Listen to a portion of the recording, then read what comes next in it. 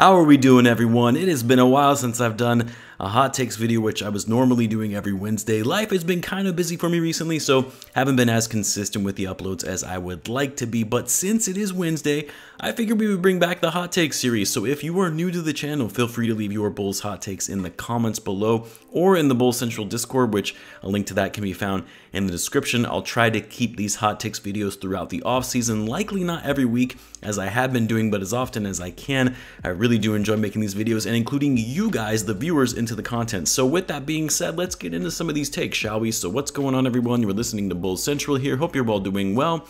Our first take comes to us from Zion for 2023. The name in and of itself is a hot take, but the actual take is AKME's worst move may have been hiring Billy Donovan instead of Ime Udoka. Well, I don't know about the worst move, but I do think it was a mistake, and I tweeted about this the other day, actually. I may even make a separate video on it, but Ime Udoka was the guy I really thought the Bulls were gonna hire. You know, Kenny Atkinson was sort of that leading man for the job, according to rumors at that time after the Bulls fired Jim Boylen. And then Ime Udoka, Wes Unseld Jr., Darvin Ham, those were some of the names that were discussed as well. And Ime Udoka was really the guy that I wanted. Even though he didn't have any head coaching experience, I really liked his defensive-minded approach towards basketball. He had a great resume as an assistant and associate head coach under some great coaches throughout his career. And I wanted him over Kenny Atkinson, even though Atkinson had head coaching experience and head coaching experience on a Nets team that went from a bottom feeder to a playoff team. This was before they brought in Kevin Durant and Kyrie Irving. And then, of course, the Bulls hired Billy Donovan, which really came out of nowhere because Donovan had not been linked to the Bulls in their coaching search at all, really because Donovan was still with the Thunder at that time after they fired Jim Boylen. And I wasn't that high on the hiring. I've actually said that multiple times on the channel. I think Donovan is a great coach, both at the collegiate level and is a good coach at the pro level, but I have my reservations on him being the coach that the Bulls need. Do I think that it was the worst move made by the front office? I don't know if I would go that far because I don't think anybody would have really thought that Udoka would go on to be the head coach that he has become, and given the new front office, you know, they were trying to be aggressive in their approach towards rebuilding this franchise. They wanted someone with head coaching experience, which Donovan offered at both levels of basketball. The idea of a rookie head coach wasn't as intriguing to them, which I get, but at the same time, in hindsight, yeah, hiring Udoka probably would have been the better decision based on how well he has coached the Celtics team, which started out the year really struggling, to rallying together and now making a run all the way to the finals. Next, we've got Nationwide is on your side. I feel like Nationwide is a sponsor of this video now, but the take is Daniel Gafford for Troy Brown Jr. is AK's worst move in the Bulls front office. So I wanted to follow up with this one since it's related to the last take. As you guys know, I was a huge Daniel Gafford fan, probably to a fault. Like, more so than I should have been, ignoring some of his flaws, but I do think Gafford would have been incredibly useful for the Bulls this past offseason, a backup five behind Vucevic, and of course, Troy Brown Jr. proved to be a huge disappointment this season when really you thought he was going to be an impactful young role player for the Bulls team. And given the fact that the Bulls needed that size, the size that Gafford offered, they needed that rim protection, that energizer off the bench, which Troy Brown Jr. most certainly is not, and given the Bulls are unlikely to extend Troy Brown Jr. anyway, you're really losing Gafford for nothing at this point. So I do agree, I think it was a big mistake. I don't think Gafford would have been a game changer for the Bulls by any means. Like, he's not a starting center, his offensive game is pretty limited, but he would have been a more impactful role player that the Bulls still could have used. Next, the Bulls will sign Zach LaVine to a supermax with a clause that he immediately stops complaining to the refs after every single drive. Well, first of all, Zach is not eligible for the supermax given he did not make an All-NBA team this season. He is only eligible for the 5-year max extension, which I do believe the Bulls will offer him as the market is going to dictate that, even though I have my doubts about him being a max player. But yeah, I mean, I think we can kind of all agree. I mean, we get annoyed with Zach on how much he complains to the refs and not getting back on defense as a result. I've said it multiple times in some of the post-game videos. I do get it to an extent because more often than not, Zach is getting hammered a lot when driving to the basket and isn't getting the calls that you would normally see other star players getting called for. So I get the frustration that he's feeling, but at the same time, it's like, just keep playing. Your team needs you back on the other end. The same can be said about DeMar DeRozan, by the way. Zach isn't the only one that you see do this on the court. Next, we've got R303C. P. Will be better than Luol Deng at the end of his career.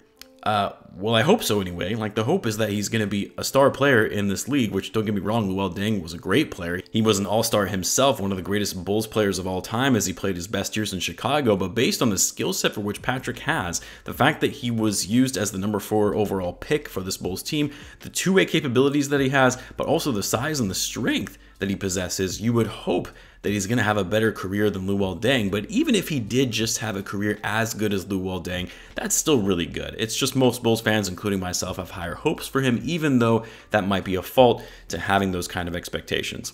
Next, we've got Josh. Zach LaVine is leaving to the Lakers this offseason. Bulls get Russell Westbrook and 2 picks.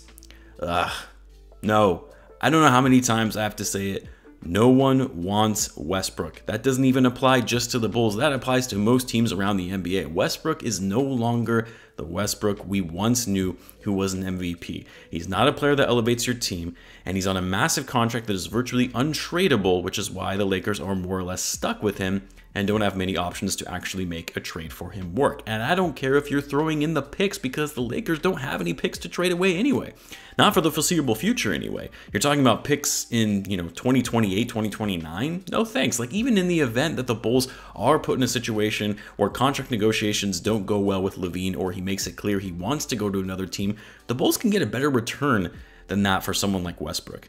Like, I would almost rather just have the 2 picks and not even get Westbrook at all at this point, because of how bad his on-court, off-court numbers were this past season, and also just the fact that he doesn't fit the Bulls roster at all when they already have enough guards as it is, and Lonzo holding that starting point guard spot.